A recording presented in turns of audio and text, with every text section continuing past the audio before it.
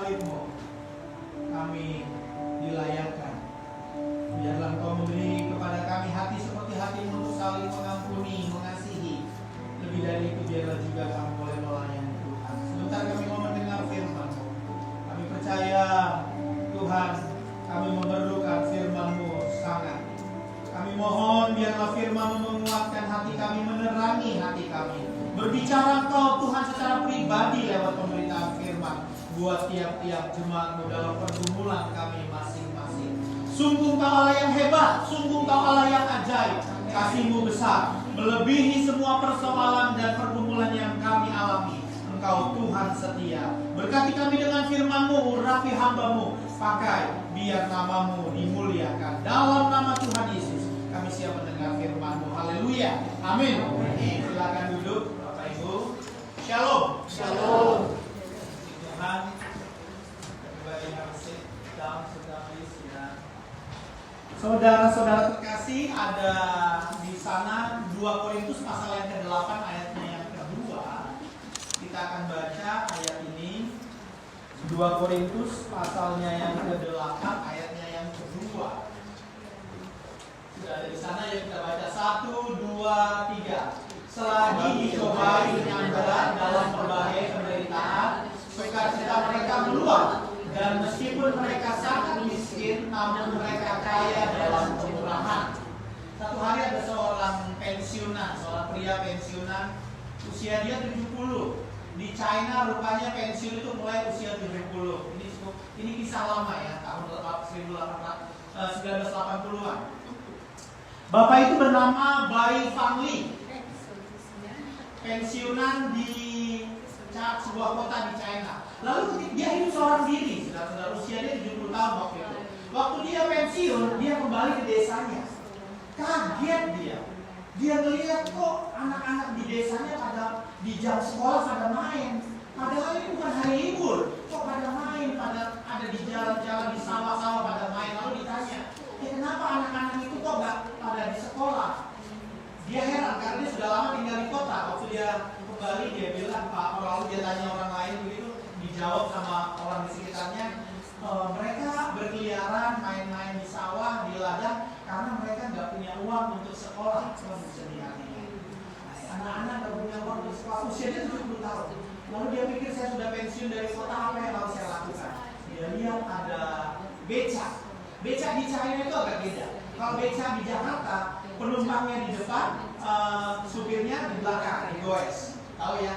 Kalau di Cina beda, depan. Supirnya di depan, penumpangnya di belakang, tapi supirnya nggak goes, supirnya harus lari ngangkat. Tahu kayak gerobak, dia lari, penumpangnya duduk. Tahu yang bisa membayangin ya? Saya nggak kasih gambar. Waktu saya baca kisah itu ada gambar-gambarnya, jadi mempermudah kita untuk mengerti. Kira-kira seperti itu. Dia bilang dalam hatinya, aku akan kerja, aku akan cari uang untuk bantu anak itu. 300 anak di desa itu bisa disekolahkan. Dan dia diberi kekuatan sama Tuhan sampai 20 tahun hidup ya. Dia bekerja mungkin sekitar 10 tahunan begitu. Sampai usia 92 dia baru dipanggil Tuhan. Yang mau saya ceritakan begini. Waktu dia tarik beca, dia itu sebenarnya sudah hidup seorang diri. Seharusnya uang yang diperoleh untuk menghidupi dirinya sendiri pun sebenarnya sudah bagus. Tapi uang itu disisihkan dan diberikan kepada sekolah agar menerima siswa anak-anak di kampungnya, sehingga 300 anak disekolahkan. Total uang yang dia kumpulkan dengan dia bekerja sebagai supir beca itu 350.000 yuan, atau kalau dikonvers dalam dolar 40.000 US dollar. Dia kerja begitu giat, dia kerja begitu kuat dan untuk anak-anak ini sekolah. Di pemakamannya, saudara-saudara, umur 92 tahun dia sudah, umur 90 dia sudah gak kuat lagi, udah mulai sakit, lalu umur 92 dia dipanggil Tuhan. Begitu banyak orang tua, kelihatannya orang tua padahal itu anak-anak yang dulu disekolahkan dia, yang membawa karangan bunga menangis di pemakamannya. Dan pemerintah China waktu itu 1982 itu menganugerahkan satu penghargaan kepada dia, namanya begitu harum di seluruh daratan Cina karena sikapnya, kemurahan hatinya yang menginspirasi China. Ini kisah sesungguhan, saudara. Saya tidak sedang dongeng, ini sungguh-sungguh terjadi. Saudara-saudara yang dikasihi oleh Tuhan, dia hidup sendiri. Sebenarnya dia cukup untuk memikirkan dirinya sendiri, tapi dia mau berbagi. Dia sisihkan penghasilannya. Akhirnya 300 anak mengecap pendidikan yang baik di kampungnya. Saudara-saudara, teks yang kita baca ini berbicara tentang Paulus waktu dia berada di jemaat Korintus. Ya. Nah, saudara-saudara, waktu itu latar belakangnya begini. Rasul Paulus tahu bahwa di dunia saat itu sedang mengalami kelaparan yang hebat. Jemaat di Yerusalem dapat masalah, mereka susah, mereka mengalami kelaparan. Lalu Rasul Paulus mengajak gereja-gereja yang dilayaninya, gereja-gereja yang dibentuknya, yang didirikannya, termasuk Korintus waktu dia ada di sana, dia mau mengajak, ayo berbagi. Gereja Tuhan di Yerusalem itu lagi ada masalah, mereka kena kelaparan yang cukup berat dan itu sangat berat buat mereka. Ayo bantu mereka. Dan ketika Rasul Paulus ada di sana, dia cerita tentang jemaat Makedonia. Jemaat Makedonia itu sudah bantu. Kira-kira begitu dia bilang kepada jemaat Korintus. Jemaat Korintus secara ekonomi jemaat yang kaya. Nanti saudara kalau punya kesempatan baca kitab jemaat Korintus, tergolong jemaat yang mapan secara ekonomi. Lalu dia dorong, dia beri semangat, ayo bantu gereja Tuhan di Yerusalem yang mengalami kesusahan dan kelaparan. Dan dia contohkan ada sebuah jemaat, ada kelompok jemaat di Makedonia. Jemaat itu sangat miskin. Dia diderita pencobaan yang berat, berbagai penderitaan. Sangat miskin, namun mereka kaya akan kemurahan. Saudara-saudara, belajar dari jemaat Makedonia adalah judul renungan kita. Belajar dari jemaat Makedonia. Apa yang menarik, saudara-saudara? Saya mau bicarakan dua hal saja. Begini loh. Belajar dari jemaat Makedonia yang kecil dan miskin. Bahkan saudara-saudara tahu nggak? Mereka itu memberi, membantu itu di tengah penderitaan yang sedang terjadi. Belajar dari jemaat Makedonia yang pertama, saudara-saudara, penderitaan itu tidak bisa membungkam sukacita mereka. Coba kita lihat di sana ayatnya. Di antara beban berat karena penderitaan dan sangat miskin, itu ada kata sukacita. Saudara perhatikan. Di antara beban berat yang begitu menderita berbagai penderitaan dan keadaan mereka yang sangat miskin, di antaranya itu ada sukacita. Saudara-saudara, ini menarik sekali. Apa yang bisa kita pelajari dari jemaat Makedonia? Yang pertama, saudara-saudara, penderitaan tidak bisa membungkam sukacita mereka. Amin. Kalau orang percaya, orang Kristen, saudara-saudara, ini permasalahannya. Ketika penderitaan tiba, penderitaan datang, dia panik, dia susah, dia gak bisa lagi bersukacita. Boro-boro memuji Tuhan, datang ke gereja, wajahnya tegang, matanya lurus, menghadap ke depan, kirain lagi dengan khotbah, enggak taunya lagi bengong.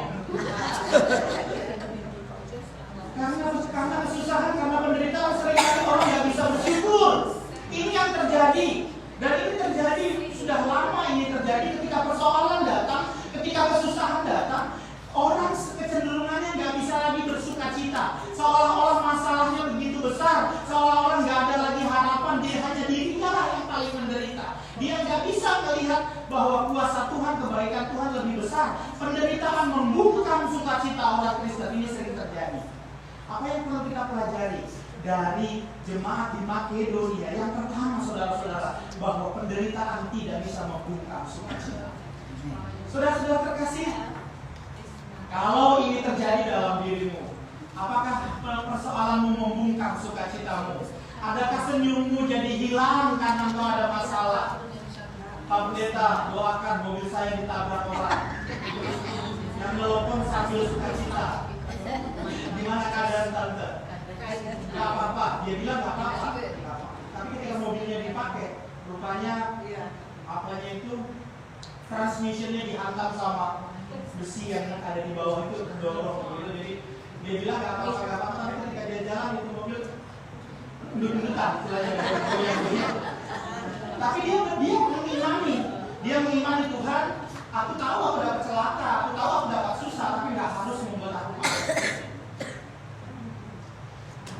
Waktu dokter bilang sama saya, you harus operasi. Mikirin operasinya deg-degan juga.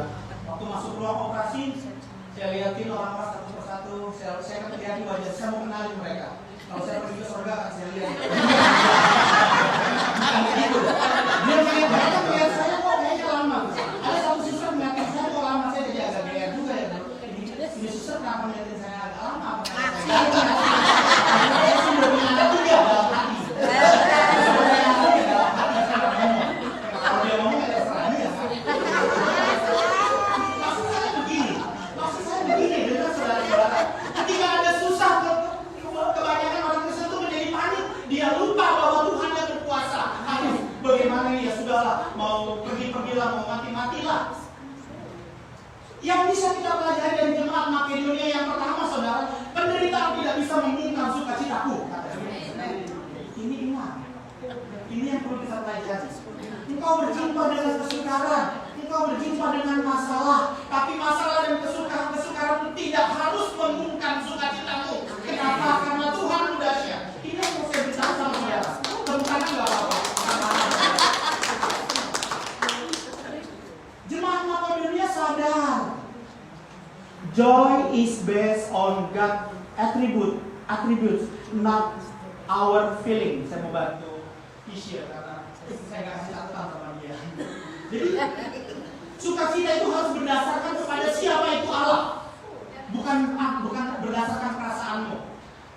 Sukacita itu terjadi karena siapa Allah, bukan karena perasaan saya. Mungkin saya sedang sedih, mungkin saya sedang panik. Bagaimana kalau operasi gagal? Bagaimana kalau tindakan medis ini gak berhasil? Bagaimana kalau ini? Bagaimana kalau itu? Iman, sukacita kita tidak berdasar pada perasaanmu, tapi berdasar kepada siapa Tuhanmu. Kalau engkau tahu Dia setia kepadamu, kalau engkau tahu Dia perlindungan yang teguh, kalau engkau tahu Dia penjaga yang tidak pernah lelah, kalau engkau tahu kasih-Nya tak berkesudahan, maka sukacitamu tidak bisa dibungkam oleh penderitaan. Amin. Saudara-saudara terkasih, mari.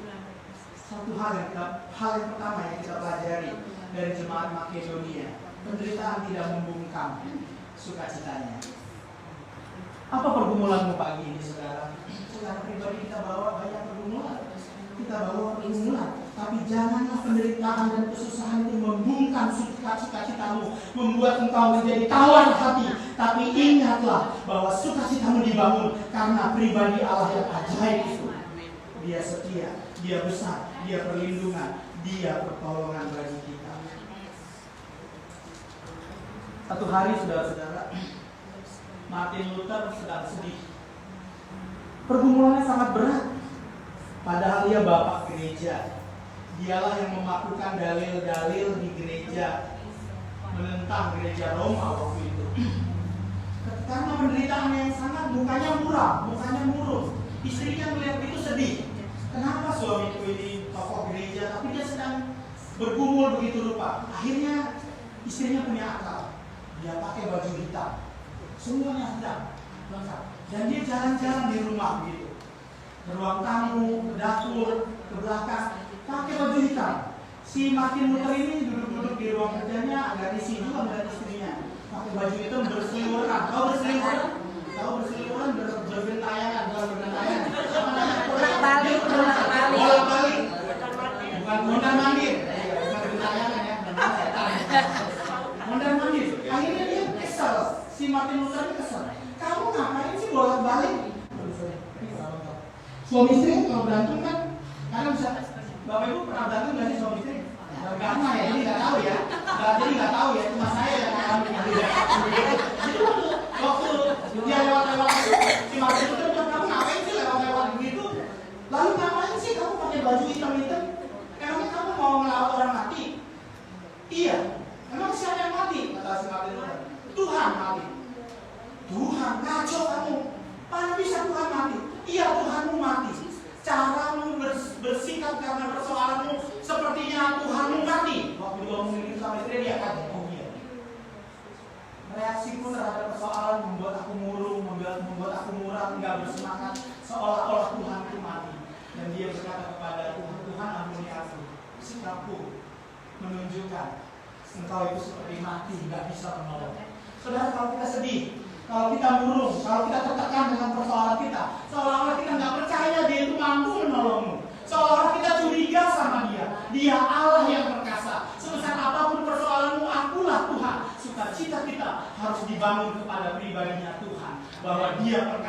dan tidak ada yang sukar bagi dia. Setelah mendengar perkataan istrinya yang pakai baju hitam itu dia sadar dan mulailah kembali makin semangat melayani Tuhan. Apa persoalan pagi hari ini?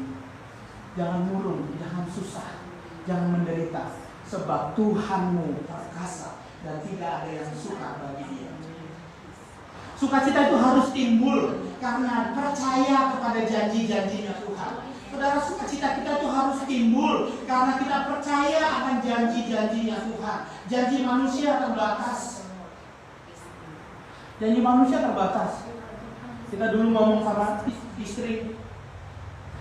istriku, kalau kau menikahi, kalau aku menikahimu atau kalau kau mau aku menikahi, engkau adalah tulang rusukku. Katanya gitu. Setelah kerja, suaminya pendapatannya gak cukup. Akhirnya istrinya kerja. Dia ngomong sama istrinya, istriku, engkaulah tulang punggung keluarga. Tulang rusuk bisa jadi tulang punggung. Janji manusia. Saya bertekad, saudara, dulu saya bertekad waktu pacaran sama orang itu, kamu tidak akan saya izinkan kerja. Wah, hebat banget ya. Ini di Indonesia kan, lumayan, jabatan lumayan di Indonesia, saudara-saudara. Jangan kerja, ini masih pacaran. Wah, cewek siapa yang gak senang? Wah, gak kerja. Berarti kalau gak kerja mau ngapain? Ngurut kali tahu apa yang gak tahu. Kamu gak kerja, kenapa? Kamu akan ngurus anak-anak kita. Wah, makanya mungkin Roy kelepok terjadi, dia mau sama saya. Salah dia sendiri ya. Salah dia sendiri, sorry, nggak boleh tahu. Masalah jadi ya, ini sebuah dides, no refund, no exchange, nggak boleh balikin lagi. Itu urusan dia gitu ya. Tapi rupanya ketika saya menyadari kenyataan masuk Amerika, sewa apartemen sama Pak Dokter. Ini kita sedikit 1-2 menit. Ya Pak Dokter ya, kita sewa apartemen. Wah, itu baru kan, wah, cek sini, cek sana, ready cek sini sana, oh approve. Tinggallah berdua dengan Pak Dokter, lalu kita ngomong, Pak Dokter, kalau istri anak datang bagaimana? Begitu saya. Kalau singkat cerita istri datang, lalu saya sambil apartemen, $900 satu kamar, $900. Oh masih bisa kerja sendiri. Tiba-tiba Tuhan lahir, wah nggak bisa kamar satu, harus kamar 2. Berapa kamar 2? 1.200. Wah mulai mikir, duitnya apa lagi ya?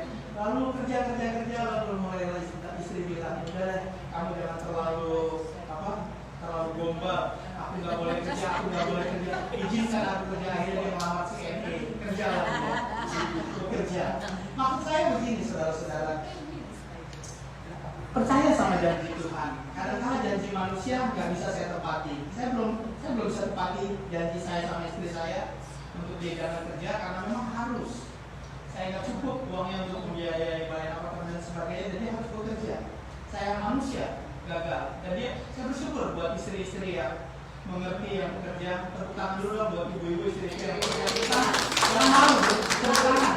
Kami sangat respect ya karena ibu-ibu mengerti ya, bekerja keras membantu survive di negeri orang, di negeri ya, kita bisa survive karena saling pengertian. Tapi ingat, percaya sama janji Tuhan, janji manusia bisa melesat. Saya tidak pernah punya niat untuk tidak melakukan janji saya. Saya tidak pernah niat untuk ikat janji, tapi karena keadaan dan kemampuan yang saya tidak bisa lakukan. Tapi Tuhanku mampu melakukan janji.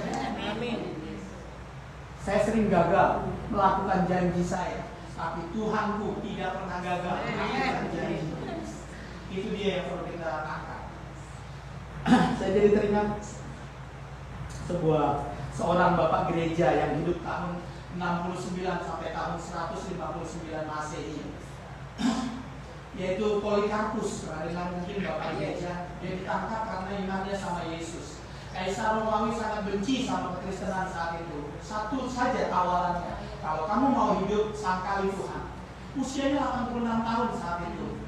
Dia ditangkap di Arab dan dia digantung di tengah jalan dan siap dibakar jadi obor untuk menerangi kota itu. Satu saja yang bisa melepaskan dia. Kalau kamu bilang, aku tinggalkan Yesus dan aku menyembah kepada Kaisar, itu saja yang diminta. Tapi apa kata Polikarpus? Dia bilang begini di akhir hidupnya, dan ini dicatat dalam sejarah gereja. 86 tahun aku hidup dan aku melayani Tuhan. Belum pernah sekalipun Tuhan berbuat jahat kepadaku. Bagaimana aku dapat mengutuk Kristusku, juru selamatku, dan dia pilih setia, percaya pada perkataan firman. Dia tahu resikonya mati, tapi kematian tidak membuat dia takut lagi. Kenapa? Karena dia tahu janji Tuhan. Bahwa kelak dia pun akan beroleh hidup bersama-sama dengan Tuhan. Dan singkat cerita, tubuhnya hangus dibakar di kota Roma karena imannya kepada Tuhan. Tapi itu tidak menyurutkan imannya, sebab dia percaya akan janji Tuhan. Tubuh daging bisa sakit, tubuh daging bisa mati, tubuh daging bisa lemah, tapi rohku akan bersama-sama dengan Tuhan, karena itulah perkataannya, dan aku percaya akan janji. Kesukaran jangan jadi persoalan, saudara. Jangan jadi hambatan buat engkau.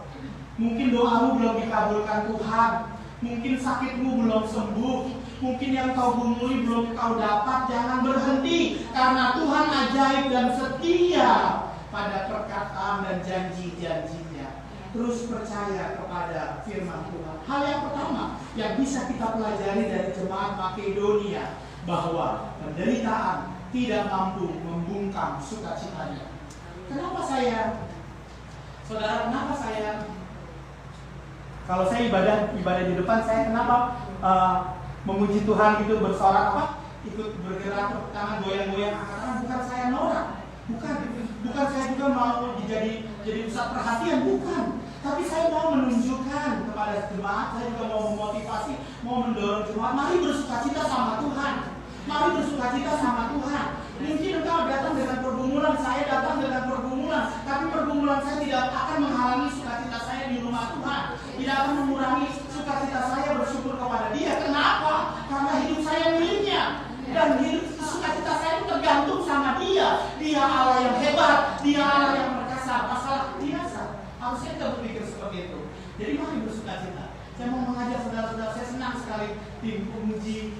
Ketika memuji Tuhan, angkat tangannya, ya sukacita, ekspresikan itu bentuk imanmu. Masalah bisa datang, kesulitan bisa datang, tapi tidak bisa menghalangimu memuji Tuhan. Amin. Tuhan. Dan saudara, hal yang kedua, apa yang bisa kita pelajari dari jemaat Makedonia? Mereka itu kaya dalam kemurahan. Tadi saya katakan, jemaat ini miskin secara ekonomi, saudara-saudara. Bahkan bukan miskin, sangat miskin. Kalau ada kata sangat, saudara-saudara, kalau ada kata sangat itu berarti benar-benar miskin. Kalau Jawa Timur miskin, benar nggak? Nggak ada kali ya. Kalau Jawa Timur ngomong itu enggak kali ya. Misalkan kalau miskin tenang, saking miskinnya. Kalau orang mungkin miskin di Amerika makan nasi sama ayam, mungkin mereka makan nasi sama pecel lele kali ya. Hebat loh.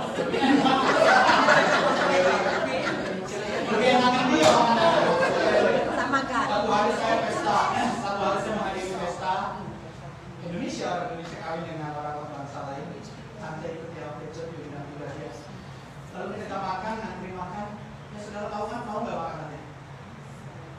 Ledes, gitu, kasih sayur, kasih ayam sepotong, kasih sayur gitu ya. American style. Duduklah kami, udah ngantri lama, duduk. Kami itu juga duduk di mejanya. Saya duduk, saya lihat istri saya, dia pandang saya pandang dia. Pandang ya. Ini tes mahal ini. Orang bilang ini satu piring mungkin $30 nih Pak, kira-kira ada orang bilang. Tapi saya pandang istri saya, dia pandang saya pandang apa yang ada di sini. Kayaknya lebih enak nasi padang. Saudara, meskipun kelihatannya mahal, buat kita rasanya itu murah. Kayaknya miskin.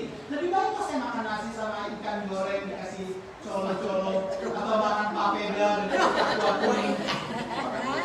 Saya di Facebook ditegur teman, saudara. Di Facebook saya ditegur teman. Saya nggak maksud sombong gitu, ada makanan di foto di sombong, nggak maksud sombong. Hanya menceritakan aja bahwa selesai doa kami ada makan, oma di tempat ini nyiapin makanan. Itu sampai viral, saudara-saudara. Papeda sama ikan itu jadi viral. Itu sudah 2 minggu yang lalu. Sampai tadi pagi masih ada yang bilang, Pak, kalau nanti bikin panggil saya ya Pak. Siap-siap aja loh ya. Nanti saya ngomong Bapak bikin ini kan hebat ya. Jangan menuduh sembarangan dong. Itu yang bikin Oma Mia, Oma Mata. Mereka bikin agak viral. Maksud saya gini. Kadang-kadang saudara-saudara, kadang-kadang begini saudara. Yang rasa yang besar pun, yang hebat pun, kadang-kadang kalau kita nggak suka gitu ya, kita rasa kurang berarti gitu ya. Tapi ini beda dengan jemaat Makedonia. Mereka betul-betul miskin. Bukan hanya miskin, tapi sangat miskin. Siapa yang bilang? Alkitab yang bilang. Dia sangat miskin. Tapi luar biasa. Dia bisa memberi untuk jemaat Yerusalem yang kekurangan, yang sedang melapar. Ini sedang dimotivasi. Rasul Paulus ngomong gini kepada jemaat di Korintus seolah-olah begini. Hei, dengar. Itu jemaat Makedonia yang sangat-sangat miskin. Dia berbuat sesuatu. Apa yang kamu mau lakukan? Kira-kira Rasul Paulus ngomong gitu sama jemaat di Korintus ini.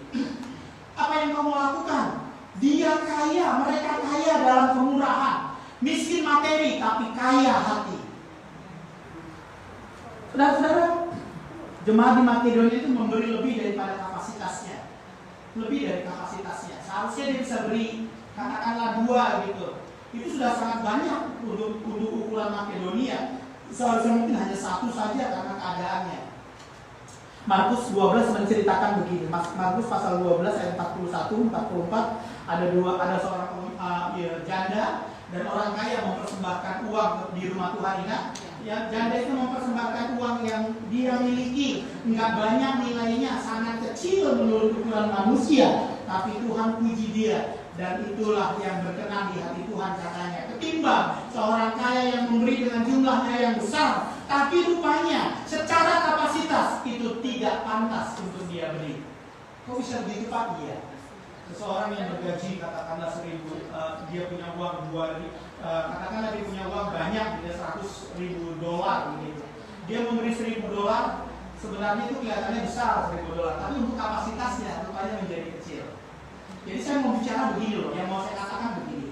Milikilah kemurahan, kayalah kita dalam kemurahan. Berilah kepada Tuhan dengan rela hati dalam kapasitasnya. Bahkan jemaat di Makedonia ini memberi lebih besar dari kapasitasnya.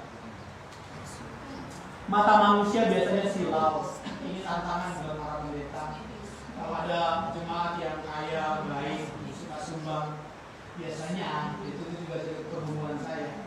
Dia dekat gitu lah ya. Lalu yang miskin-miskin itu agak tersingkir.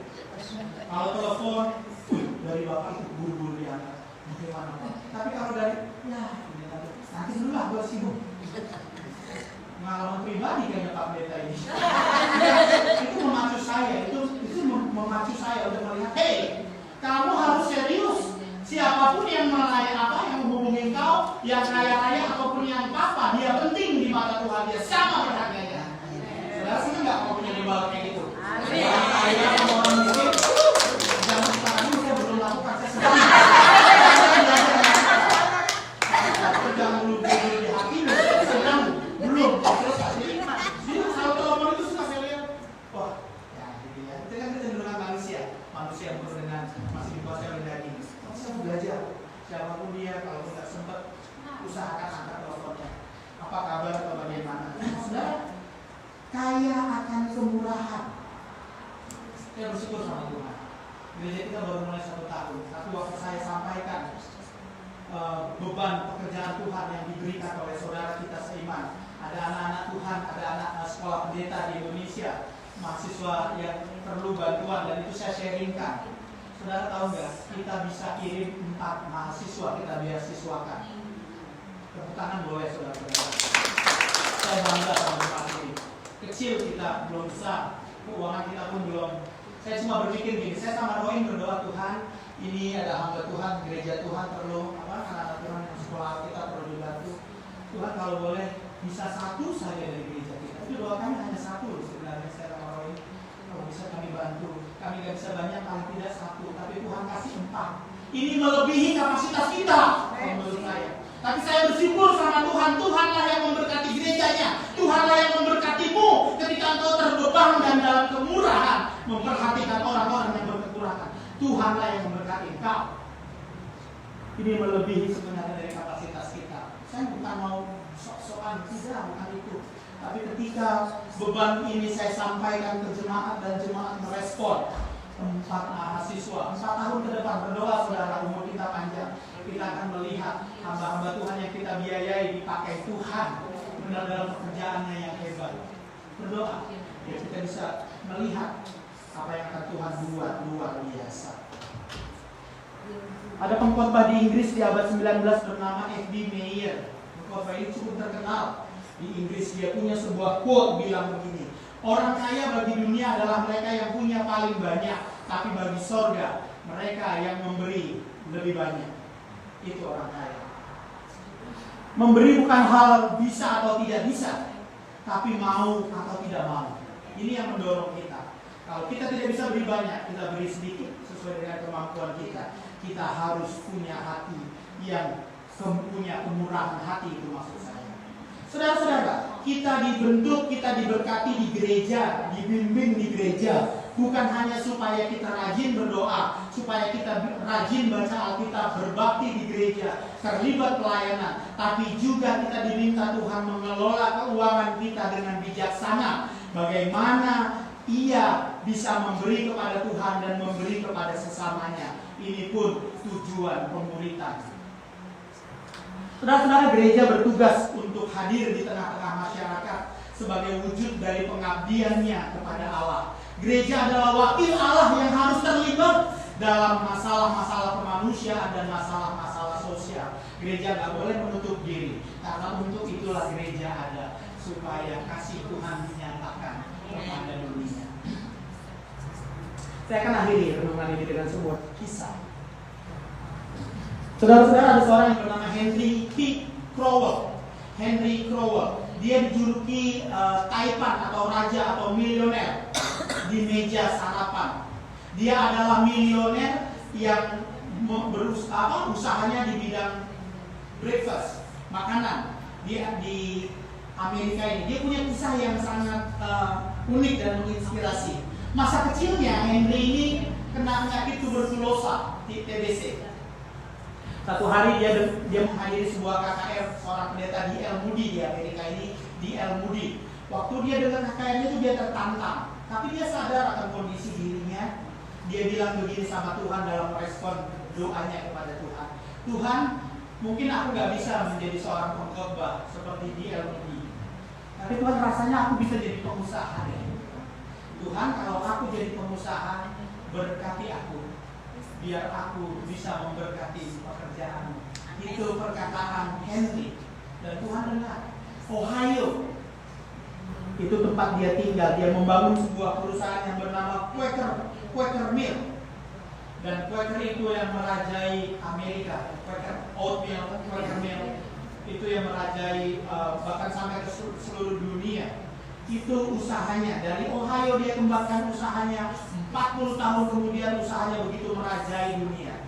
Dan saya pikir dia lupa sama janjinya ya. Waktu saya baca kisahnya, gimana dengan kisahnya? Rupanya sampai akhir hidupnya, dalam 40 tahun kesuksesannya, dia bukan cuma kasih apa yang menjadi bagian Tuhan 10%, bahkan itu dicatatkan dalam sejarah. Saudara bisa lihat di Wikipedia, ensiklopedia, bahkan sampai akhir hidupnya 40 tahun perjalanan perusahaan yang maju diberkati Tuhan, 60% dia berikan untuk Tuhan. Luar biasa ya Pak. Kalau saya penghormatan mah saya bisa lah ngasih 60%. Biasanya orang nggak bilang begitu. Kalau saya penghormatan, tidak, itu salah, bukannya salah. Itu tidak dimulai ketika dia jadi penghormatan. Itu tidak Henry mulai ketika dia menguasai seluruh pasar Amerika dan dunia juga. Itu dilakukannya ketika dia sakit TBC, dapat kerjaan, dan dia lakukan dengan setia untuk mengasihi Tuhan, untuk berkorban pada pekerjaan Tuhan. Jadi saya pikir, kalau dia sudah sekaya itu mah, kalau saya punya 10 juta US dollar, 6 juta kita kasih nggak apa-apa, kalau saya masih punya 4 juta, kita pikir begitu. Tapi itu pikiran yang salah. Itu dilakukannya jauh sebelum dia jadi orang besar. Artinya apa? Dia taat, dia punya kemurahan. Gereja harus seperti itu. Itulah yang Tuhan taruh di hati saya. Gereja Tuhan harus jadi berkat. Mungkin dunia masih ukur kita belum banyak. Iman gembalanya aja cuma 50 sampai akhir tahun ini. Itu ya kalau saudara.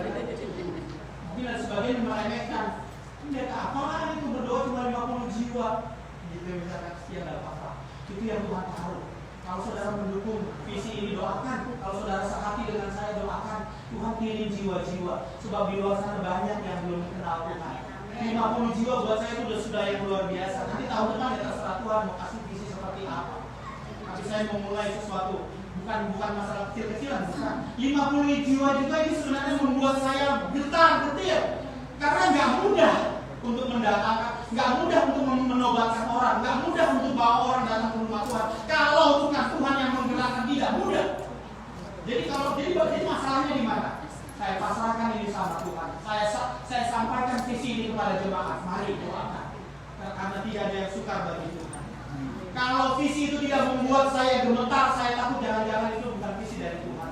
Kalau saya bisa mengerjakan visi itu bukan visi namanya. Tapi kalau saya sadar, saya nggak bisa lakukan itu kalau bukan Tuhan yang tolong, kalau bukan Tuhan yang berbelas kasihan, itu visi dari Tuhan. Jadi saudara-saudara, miliki kemurahan hati, miliki semangat, dan untuk itulah gereja ada, agar kita menjadi saluran berkat. Kiranya kita yang mendengar firman ini dikuatkan dan dipakai Tuhan untuk kehormatan kemuliaan nama Tuhan. Amin. Mari kita tundukkan kepala.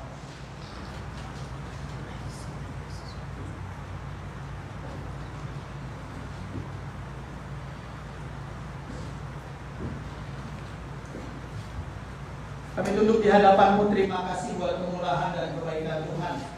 Kami diberkati oleh kebenaran firman-Mu. Terima kasih Tuhan, Kau baik. Terima kasih, biarlah taruh firman itu dalam hati kami. Hamba berdoa buat umat-Mu yang membuka hatinya, yang berkata, Tuhan jamah aku pagi ini.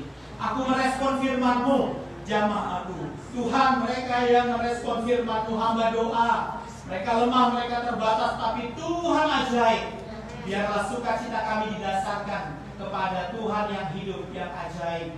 Beri anugerah, beri kemurahan, berkati setiap umat-Mu yang membuka hati kepada Tuhan. Dalam nama Tuhan Yesus berdoa bersyukur, haleluya, amin.